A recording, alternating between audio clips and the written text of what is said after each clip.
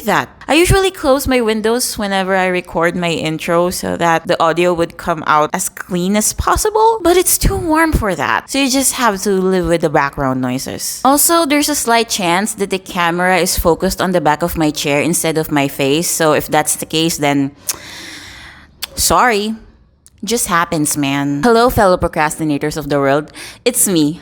I'm back, and I have a new table. It's from IKEA, and I built it myself. But we're not here to talk about that. We're here to talk about my addiction for songs. I'm the type of person who replays a song for hours on end. I'm actually a big fan of those videos on YouTube where they play just one song for an hour on loop. I'm an avid listener. I think it started way back when I was 4 or 5 and I had this Westlife CD, and I think I would replay My Love for several hours on end, and it would drive my mom and dad crazy. And there's also that time when my grandparents brought home a Celine Dion album and I wouldn't let them play anything except for My Heart Will Go On. Even back then, I had impeccable taste in music. And that brings us to 2017, when Perfect Places by Lorde was released. When I tell you that I replayed that song religiously, I'm not even kidding. In fact, I played it so much that it was my top played song on Spotify for 3 years in a row. Now, I don't have any screenshots to validate that fact,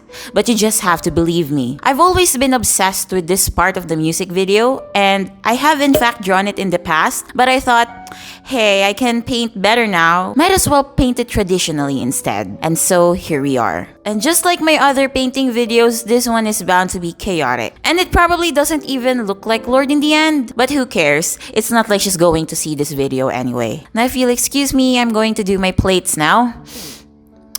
Anyway, here's the video. I started this painting like any other painting, which was by sketching out the important parts of the face, because as we have all previously established, I'm a fraud who can't paint without the aid of guidelines. I first drew 3x3 grids, which were, quite frankly, a step above the 6x6 grids that I drew for my flower paintings. Go watch that video. I did 3x3 grids instead of 1x1s because I hate dealing with straight lines. After approximately 20 minutes of struggling, I gave up and decided to seal everything with fixative. It'll look better when I paint it, I swear. Can you sense how confident I am by the way I said that? Oh no. Okay, it's getting everywhere. I should probably do this outside. My mom would kill me if she ever sees her lovely wooden stairs coated in fixative, so I hauled my weighty canvas outside.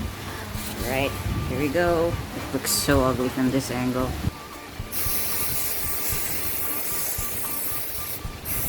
Not that it mattered, but it was raining really hard. Now, applying fixative wasn't really necessary, but I thought I'd do it anyway so my sketch wouldn't get too smudged by the next step, which was doing the underpainting.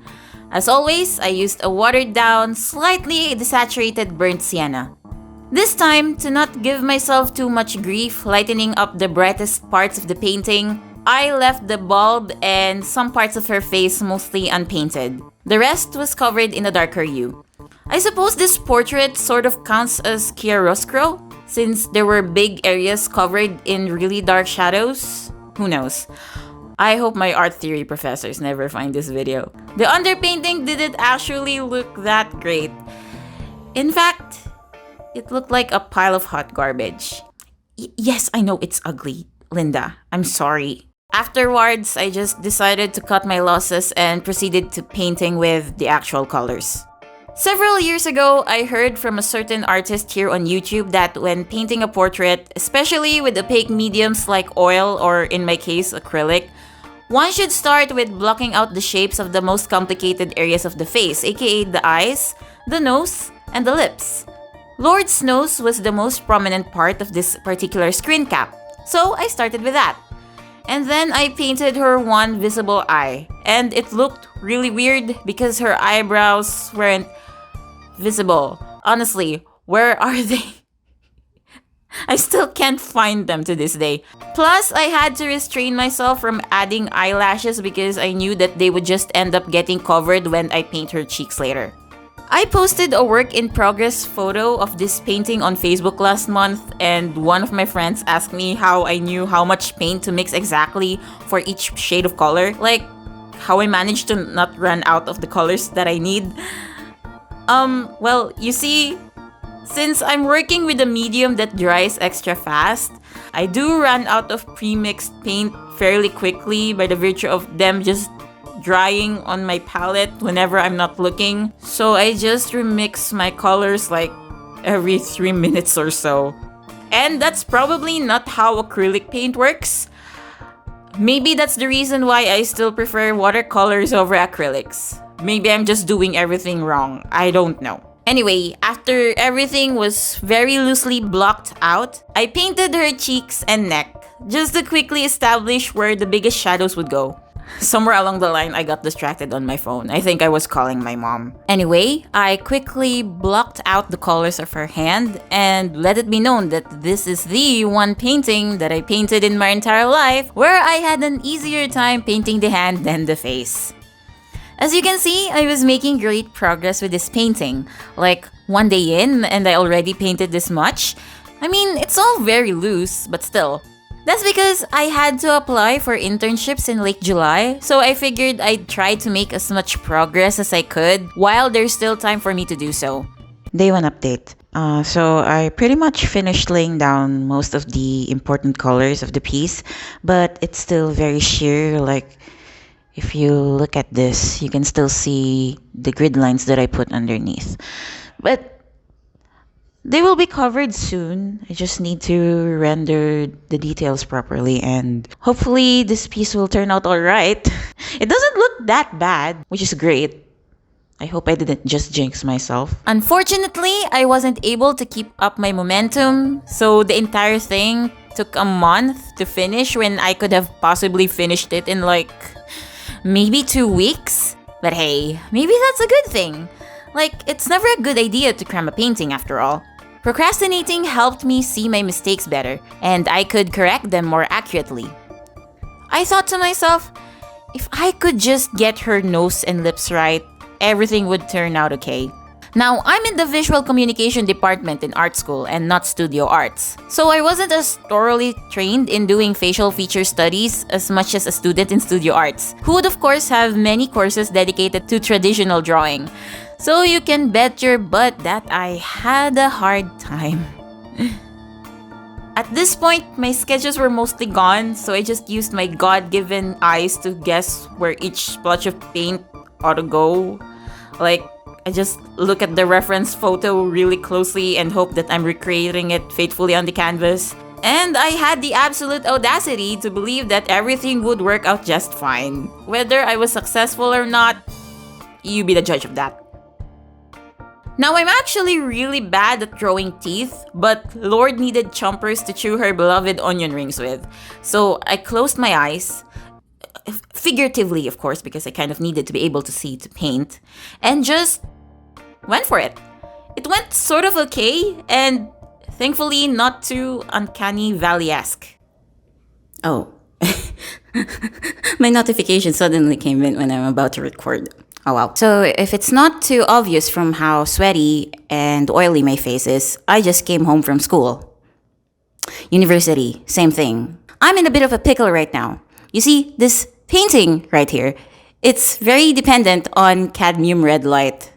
And try to guess which color I'm about to run out of. I tried looking for the usual brand that I use in my usual store, but they're all out, and the ones that they did have available were like 3 times, sometimes even 4 times the price of what I normally use. So right now, I'm just hoping and praying that I could make this one tube of paint last the entirety of the painting. Otherwise, I'm just screwed, I guess. Okay, bye. Before I could think about sourcing a new tube of cadmium red light somewhere else, I decided to follow my mom to her nurses' convention at the Manila Hotel. She was like, "Come over, I'll treat you to a dessert." And I was like, "Alright, I want a cheesecake." But my brother in Christ, look at how small the cheesecake is for that price. For comparison, here is a New York cheesecake from Starbucks and it costs like 25 pesos less. So you're probably thinking, Surely you're not going to buy that minuscule speck of cream cheese and graham cracker, right? Right? By the presence of our Secretary of Health. Right? You get what I mean. But we're not here to have a cheesecake measuring contest. We're here to talk about this lady, whose hair I decided to add details to early because I couldn't stand seeing her right cheek looking so bare. I love painting hair. I can just stop thinking and let muscle memory do its thing. As long as I paint the shadows and highlights correctly, the strands always end up looking great, and it's such an easy way to make portraits with little substance look more detailed. The one problem I ran into was trying to portray the shallow depth of field in the screen cap, and I was so tempted to prematurely blur out the edges of her hair even though it wasn't yet the right time. You can clearly see how much cadmium red light went into all these colors, and believe me, saving every drop of paint was a challenge. I wasn't allowed to take breaks because despite the rainy weather, it was still very warm for some reason. And the moment I look away, all of the paint on my palette dries up. Therefore, the logical thing to do was to keep on painting until I use up all of the premix paint I had, and sometimes that took until my eyes grew really tired and blurry. I vaguely remember painting so much one evening that I could barely find the strength to go downstairs and wash the dishes. Or maybe I'm just lazy? Here's a palette check.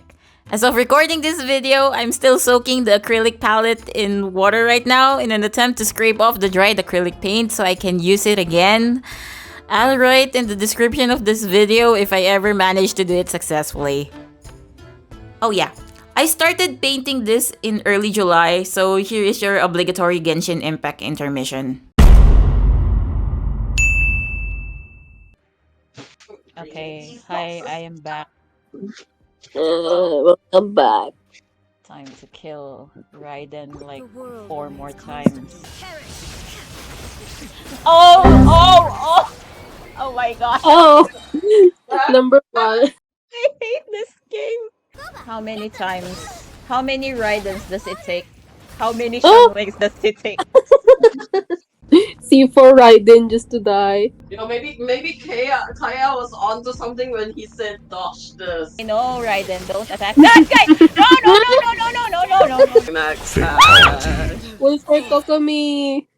Death count is 3. You put your finger in the fan?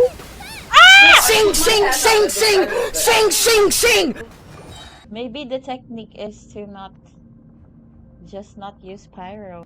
Maybe the technique is to just not play 412. Wrong monster. Wrong monster. See, the moment I bring out my Raiden, she's going to die. Oh, okay. Oh, see? Just don't use Raiden. Yeah, you're probably right. So ouchy. It's so ouchy. It's so ouchy. Oh boy. No. I will channel the spirit of Kaya and dodge this! Dodge this! Oh, he dodged it! He dodged it for real. Wrong person to dodge. When Kaya said dodge this, but not like that. Get off there, Albedo. Albedo! Oh, I hope he's coming back next batch. Next Christmas, please. Albedo mas. Okay naman. Adobo. Oh, you're dead. You're so dead, my guy. Oh, You're dead, damn, my guy. Hutao. Damn. But at what cost? I sacrificed my sanity for this. Another thing that happened last month was my birthday. That's right, I recently turned 1 year older. My birthday fell on a Monday, so we decided to celebrate the Sunday before, and we did so by going to IKEA, which, by the way, happens to currently be the largest IKEA in the entire world. I don't know why they decided to build the largest IKEA on Philippine soil, but I'm not complaining. We bought some tables, a chair, and a glass cabinet. Building the chair was a breeze, and so was one of the tables, but oh my god. You see, the bigger table, yes, that table, and the cabinet were delivered to my house separately because I needed to order them from the counter. Like, I needed to talk to a guy, and then he had to ring up the things manually for me. And they were so heavy. I asked the kuya bringing the boxes to kindly leave them on the front porch. But that was clearly the wrong thing to do because he made the boxes look way lighter than they actually were. I had to haul a bunch of boxes myself upstairs and it hurt. It physically hurt me. Not even my admittedly lacking knowledge of physics could help me figure out how to best lift those boxes without putting too much strain on my arms. But hey, it happened. And my IKEA-related hardships didn't end there. Oh no. I had to enlist the help of one of my cousins to build the glass cabinet because it was a two-person job and I lived alone. It took 2 evenings. Jesus Christ. Eventually though, both the table and the cabinet got built. I still don't remember how I managed to turn my table right side up. It was like 1 in the morning when I finished assembling it. But now I have new stuff. Songs have always been important to me growing up. I already talked about how I like playing the songs I love on loop for hours to the point where I end up associating the song with a specific period in my life. When I first listened to Perfect Places, I was at a crossroads. I had 2 choices.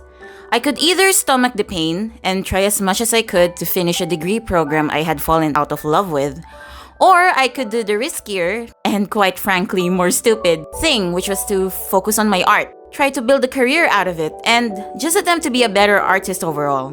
There was guilt, of course. After all, I spent all this time, effort, and money with the expectation from my parents and everyone around me that I would someday go into med school. But ultimately, it's my true passion that won out. Every disappointing day in the lab was overshadowed by the joy of drawing. For those couple of months in my life, when I was suffering in biochem, when it was raining every day, and when I gave myself to namaki poisoning and suffered alone in my dorm room throwing up and wondering if I was making the right choice, Perfect Places was there to distract me from the pain. It served as the soundtrack of my life when I used escapism to cope. But I'm currently in a better place, and when I now listen to Perfect Places, I find that I no longer have to run away from anything. Okay. Now, I don't really want to end on an overly sappy note because that's just not the type of person that I am. But I still have a couple of minutes of footage to script, so my friend just suggested that I read out a recipe. In recognition of Lorde as an individual, I shall now read out a recipe to make onion rings. This is from Panlasang Pinoy, by the way. So you need 1 large yellow onion sliced, 1/4 cup all-purpose flour, 1 teaspoon baking powder, 1 teaspoon salt, 1 piece egg beaten, 1 cup of milk, 1 cup panko breadcrumbs, 1 teaspoon of salt, 1/4 teaspoon of ground black pepper, and how many cups of cooking oil was this? Where did it go? 3 cups of cooking oil. Cooking procedure. Step 1. Break up the onion slices into rings. Set aside. Step 2. Combine flour, baking powder, and salt in a small bowl and mix well. Step 3. Dredge the onions on the flour mixture and set aside. Step 4. Meanwhile, make the batter by adding the egg and milk on the flour mixture and whisk. Then dip the onions on the batter and allow the extra batter to drip. Step 6. Place the breadcrumbs in a plastic bag or container and put in the onion rings. Step 7. Heat a cooking pot and pour in cooking oil. Step 8.